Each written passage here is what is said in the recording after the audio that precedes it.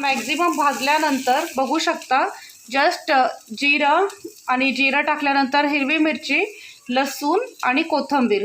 हिरवी मिरची आपल्याला जसं तिखट खपेल त्याप्रमाणे, पण लसूण मात्र भरपूर टाकायचं. पण माझ्याजवळचं लसूण संपलेलं आहे तर मी हाय तितकंच ॲडजस्ट करून तेवढे घेतलेलं आहे. छान असं भाजल्यानंतर जस्ट हिरव्या मिरचीचा, लसूणचा, हिंग आणि जिऱ्या मोहरीचा तडका देणार आहे मस्तपैकी कढीपत्ता वगैरे टाकून. आणि असे छान असे सिंपलशे भेंडी मुलांना देखील छान खायला तेही आवडीने खाऊ शकतात.